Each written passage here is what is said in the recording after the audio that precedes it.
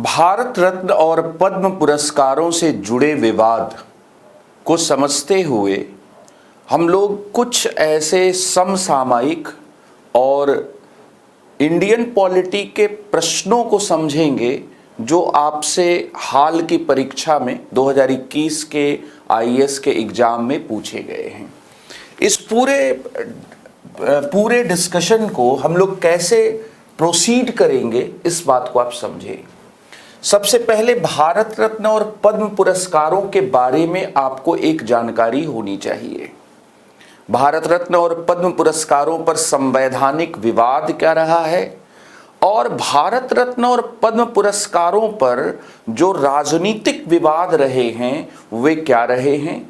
इन बातों को समझते हुए प्रश्नों को क्या है, कुछ प्रश्न जो पूछे गए हैं वो उनको क्या है देखेंगे। भारत रत्न और पद्म पुरस्कारों के बारे में पहली इंपॉर्टेंट बात यहाँ पर ये है कि ये भारत के सर्वोच्च नागरिक सम्मान हैं। भारत रत्न सर्वोच्च है और पद्म पुरस्कार 3 हैं और ये तीनों भारत रत्न के बाद हैं, तो ये भी सर्वोच्च नागरिक सम्मान में से एक हैं। एक पद्मश्री होता है जो विशिष्ट सेवा के लिए, डिस्टिंग्विश्ड सर्विस के लिए दिया जाता है। पद्म भूषण होता है जो उच्च स्तर पर विशिष्ट सेवा के लिए दिया जाता है और उसके ऊपर पद्म विभूषण होता है जो असाधारण और विशिष्ट सेवा के लिए क्या है दिया जाता है।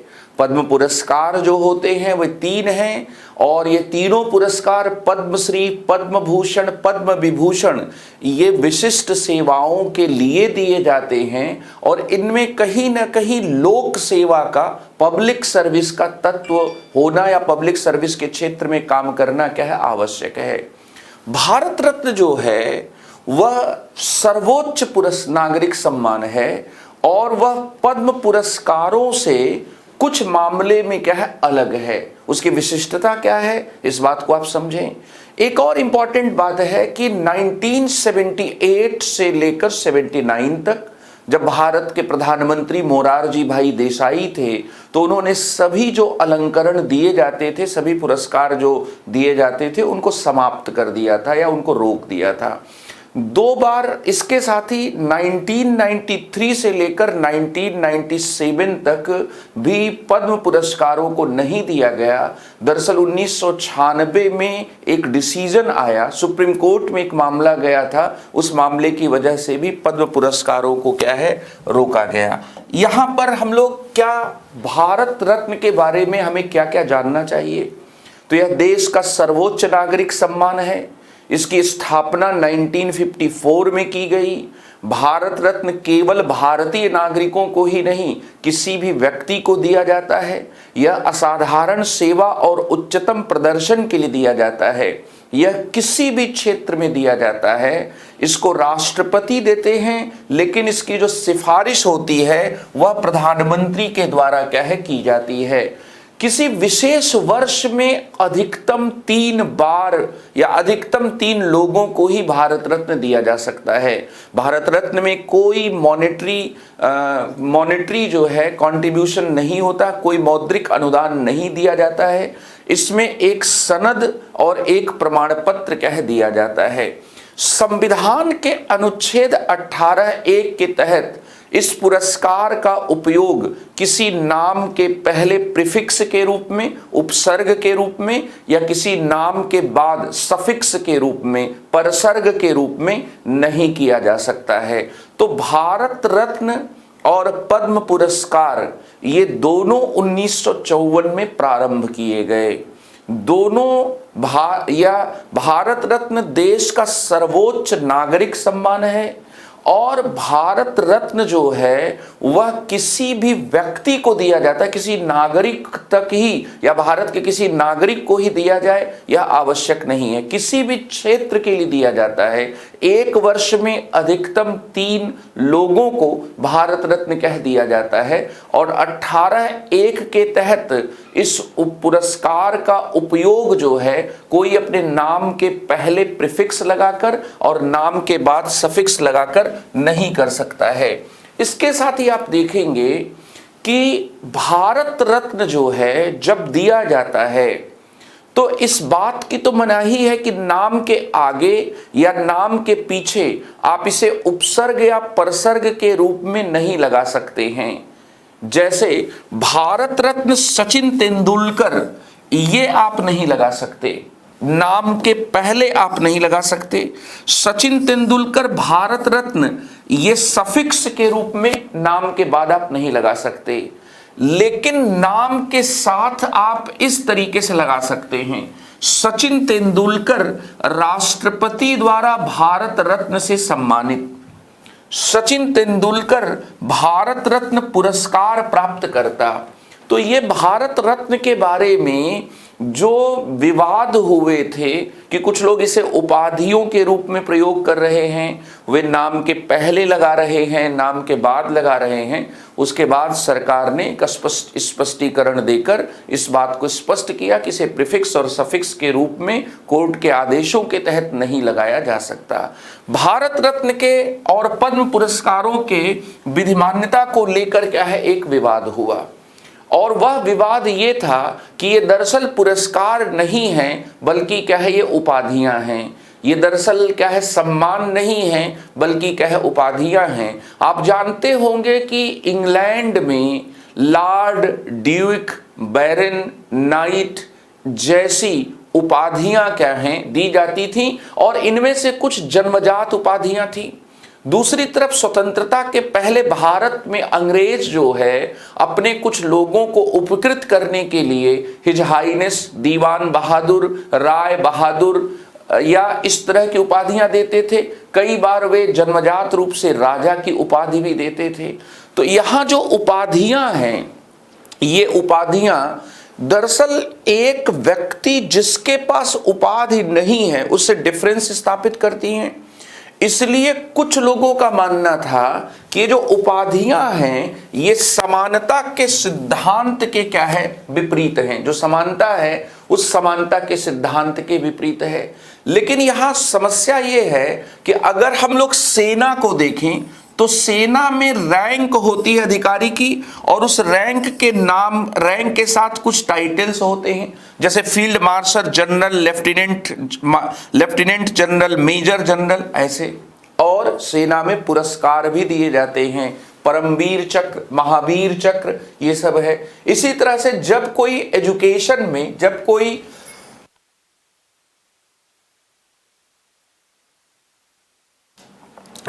एजुकेशन में पीएचडी करता है, शिक्षा के क्षेत्र में किसी भी विषय से जब कोई डॉक्टरेट हासिल करता है तो उसके नाम के आगे डॉक्टर लगता है, एमएससी, एमए। इसका मतलब यह है कि हम एजुकेशन में, एकेडमिक लाइफ में और सेना में हम कुछ न कुछ उपाधियों का प्रयोग क्या है, करते हैं। इससे यह भी प्रश्न उठता है कि क्या हम दूसरे क्षेत्र में ऐसा नहीं कर सकते हैं। दरअसल इसको आप ऐसे समझें कि भारत रत्न और पद्म पुरस्कारों की विधिमान्यता पर जो विवाद खड़ा हुआ वह इसलिए भी खड़ा हुआ कि कुछ लोगों ने इसे पुरस्कार के बजाय ये कहा कि इनका उपयोग उपाधियों के तरह क्या किया जाता है। भारतीय संविधान के अनुच्छेद 18 में कहा गया है कि राज्य, सेना या विद्या संबंधी सम्मान के सिवाय और कोई उपाधि प्रदान नहीं करेगा। इसका मतलब कि उपाधियों पर रोक लगाई गई है। तो जो लोग भारत रत्न और पद्म पुरस्कारों पर आपत्ति कर रहे थे उनका एक मूलभूत तर्क था कि भारत रत्न और पद्म पुरस्कार उपाधियां हैं, ये समाज में किसी व्यक्ति के रुतबा, शक्ति और हैसियत की रचना करके असमानता पैदा करते हैं। और इस तर्क से केवल कुछ सीमित लोग ही नहीं बल्कि भारत के पूर्व प्रधानमंत्री मोरारजी देसाई भी कहीं न कहीं सहमत थे। इसीलिए उन्होंने 1978 से 1979 तक अपने कार्यकाल के दौरान भारत रत्न और पद्म पुरस्कार देने पर रोक क्या है, लगा दी थी। फिर इसके साथ ही जो भारत रत्न और पद्म पुरस्कारों पर जो विवाद है, उस विवाद की एक वजह समानता असमानता पैदा करने के बजाय उन कारकों पर है जिसके वजह से असमानता पैदा होती है। ये कहा जाता है कि भारत रत्न के लिए जो चयन किया जाता है वह चयन निष्पक्ष नहीं है, और कई बार जिन परिस्थितियों में किसी रिसिपिएंट का डिसीजन किया जाता है, किसी प्राप्तकर्ता का निर्णय किया जाता है, वो परिस्थितियां भी विवादास्पद होती हैं। और इसलिए इस पर केवल संवैधानिक विवाद ही नहीं खड़ा हुआ, बल्कि राजनीतिक विवाद भी खड़ा हुआ। 1996 में इस विवाद को सुप्रीम कोर्ट ने इस विवाद का समाधान किया। बालाजी राघवन बनाम भारत संघ के वाद में भारत के उच्चतम न्यायालय ने यह निर्धारित किया कि भारतीय संविधान का अनुच्छेद 18 उपाधियों पर रोक लगाता है, पुरस्कार पर या सम्मान पर नहीं। भारत रत्न और पद्म पुरस्कार ये उपाधियां नहीं हैं, ये दरअसल सम्मान हैं। इनको जन्म के आधार पर आनुवंशिक तौर पर नहीं दिया जा रहा है, ये बात कही गई।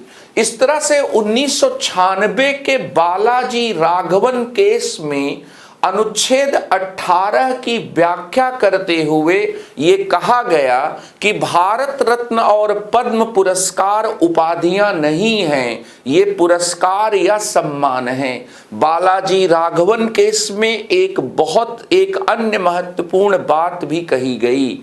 भारतीय संविधान के भाग 4A में मूल कर्तव्य हैं, और उन मूल कर्तव्यों के अनुच्छेद 51A के क्लॉज F में एक प्रावधान, एक बात कही गई है, व्यक्तिगत और सामूहिक गतिविधियों के सभी क्षेत्रों में उत्कर्ष की ओर बढ़ने का सतत प्रयास करें, जिससे राष्ट्र प्रगति की ओर निरंतर बढ़ते हुए उपलब्धि की नई ऊंचाइयों को छू ले। जब ये बात कही जाती, जब ये इसका मतलब निकाला जाएगा, तो यह मतलब निकलेगा कि संविधान व्यक्ति को खुद ये कहता है कि वह अब जिस भी क्षेत्र में कार्य कर रहा है उस क्षेत्र में एक्सीलेंस हासिल करे, तो उसके एक्सीलेंस को अवार्डेड करना, उसके एक्सीलेंस को, उसकी उत्कृष्टता को सम्मानित करना संविधान की भावना के विपरीत नहीं है। इसलिए बालाजी राघवन केस के बाद भारत रत्न और पद्म पुरस्कारों की जो संवैधानिक विधि मान्यता पर विवाद खड़े हो रहे थे, वे विवाद तो समाप्त हो गए, लेकिन जो राजनीतिक विवाद थे वो राजनीतिक विवाद आज भी समाप्त नहीं हुए। अभी पेंडोरा पेपर्स के लीक होने के बाद कुछ लोगों ने सोशल मीडिया पर यह डिमांड की कि सचिन तेंदुलकर भारत रत्न के हकदार नहीं थे और उनसे भारत रत्न को वापस ले लिया जाना चाहिए। इसी तरह की बातें लता मंगेशकर के संदर्भ में भी कही गई।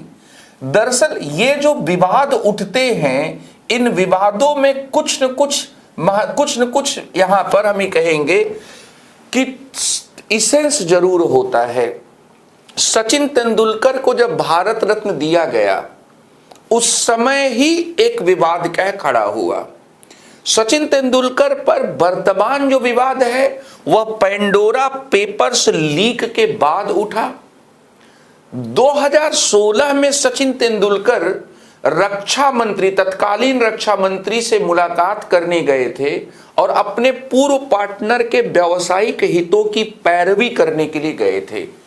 तो लोगों ने कहा कि भारत रत्न प्राप्त व्यक्ति से इस प्रकार के व्यवहार की उम्मीद नहीं की जा सकती, और ऐसा व्यक्ति जो भारत रत्न प्राप्त है, जिसको असाधारण सेवा के लिए यह पुरस्कार दिया गया है, वह अपने दोस्त के व्यावसायिक हितों के लिए पैरवी कर रहा है। BMW के प्रचार के संदर्भ में मामला उठा कि अमीरों का, उन्हें क्या है, अमीरों की गाड़ी का जिस तरीके से प्रचार करते हैं, इससे उनके अपने निजी व्यावसायिक हित भले ही पूरा होते हों, लेकिन यह एक ऐसे नागरिक से जिसे देश का सर्वश्रेष्ठ नागरिक सम्मान दिया गया है, उसके आचरण के अनुरूप क्या नहीं है। सचिन तेंदुलकर राज्यसभा के सदस्य बने तो राज्यसभा में उनकी जो निष्क्रियता थी, उस निष्क्रियता को भी लोगों ने निशाना बनाया और ये कहा कि जिसके पास रक्षा मंत्री से अपॉइंटमेंट लेकर मिलने का टाइम होता है, उसके पास राज्यसभा की मीटिंग्स के लिए टाइम क्या नहीं होता है। उन्होंने फेरारी पर, अपनी गाड़ी फेरारी पर कर की छूट की मांग की थी, जिसके वजह से भी ये कहा गया कि वे अपने आप को विशिष्ट मानते हैं और इसलिए वे छूट की क्या मांग कर रहे हैं। और अपने बांद्रा के घर पर उन्होंने जो नियमों की रियायत की मांग क्या की थी। तो सचिन तेंदुलकर को और पेंडोरा पेपर्स को लेकर जो उनका नाम आया, उस पर भी फिर विवाद खड़ा हुआ। इसी तरह से लता मंगेशकर जो थी, उनके पेडर रोड मुंबई के आवास के सामने से एक ओवरब्रिज बनना था। उन्होंने इस ओवरब्रिज का इतना विरोध किया कि इसमें उन्होंने यहां तक कहा कि वे देश छोड़कर दूसरे जगह जाकर बस जाएंगी। और उनकी छोटी बहन आशा भोसले ने उसका इतना विरोध किया कि अंततः ओवरब्रिज को बनने का जो निर्णय था वो कुछ समय के लिए टालना पड़ा। इस आधार पर यह कहा जाता है कि प्रतिभा होना और इसके साथ ही मशहूर होना, इन दोनों आधारों पर जब भी किसी व्यक्ति को देश का सर्वोच्च नागरिक सम्मान दिया जाता है, तो वहां पर एक तत्व की उपेक्षा हो जाती है, उसके सामाजिक योगदान की। तो बिना किसी सामाजिक योगदान के ऐसे पुरस्कारों, इस तरह के व्यक्तियों के चयन से क्या है बचा जाना चाहिए।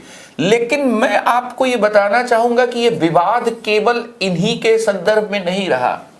दरअसल सचिन तेंदुलकर और लता मंगेशकर के अलावा भारत रत्न से संबंधित विवाद नेहरू को लेकर भी रहा है। पद्म पुरस्कारों से संबंधित विवाद एमसी सीतलवाड़ को भी लेकर रहा है, भूपेन हजारिका को भी लेकर रहा, के कामराज को लेकर रहा, एमजीआर को लेकर हुआ, अंबेडकर को लेकर हुआ, सुभाष चंद्र बोस को लेकर हुआ। नेहरू के ऊपर एक विवाद कुछ दिनों पहले उठा था कि नेहरू ने स्वयं को ही भारत रत्न कह दे दिया था।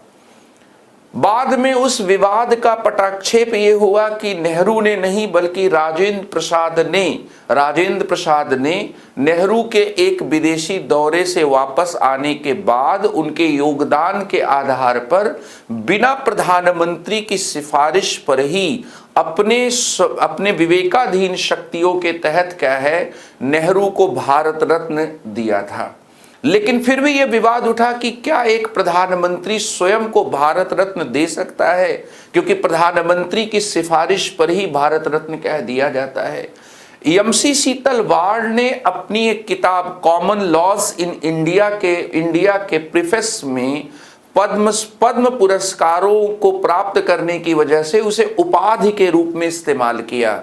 इस पर भी विवाद खड़ा हुआ।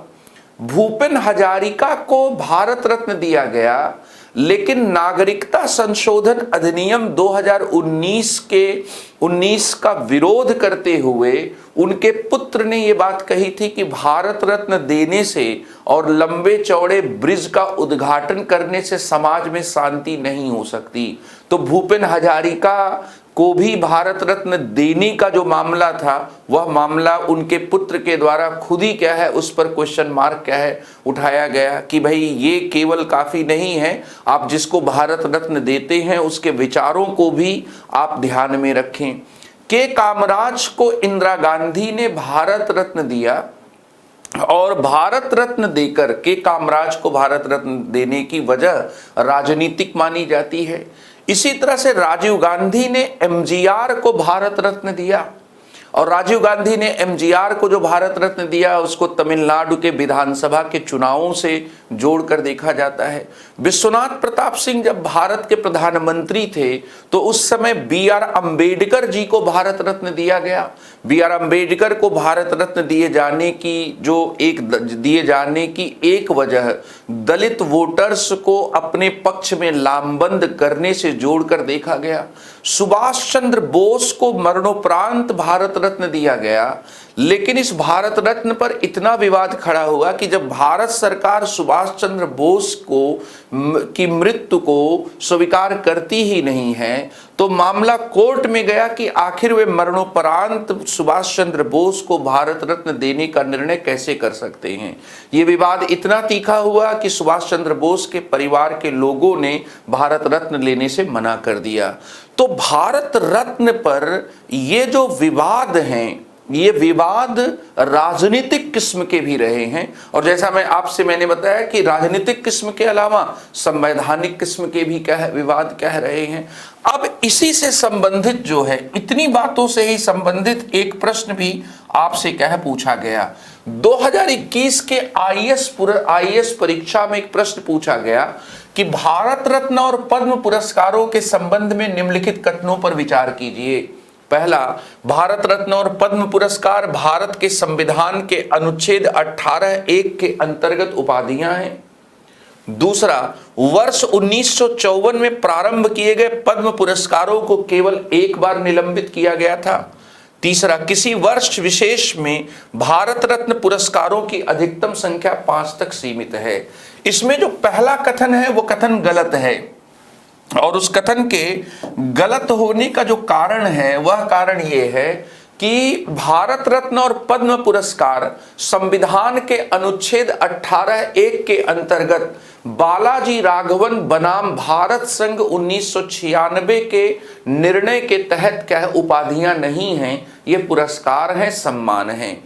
वर्ष 1954 में प्रारंभ किए गए पद्म पुरस्कारों को केवल एक बार निलंबित किया गया था, यह कथन भी गलत है। और इसके गलत होने का आधार क्या है कि 2 बार इसको निलंबित किया गया था। एक 1978 1979 में, और दूसरा 1993 से लेकर 1997 तक। तो यहां पर इसमें भी जो जानकारी दी गई है वह जानकारी क्या है, गलत है।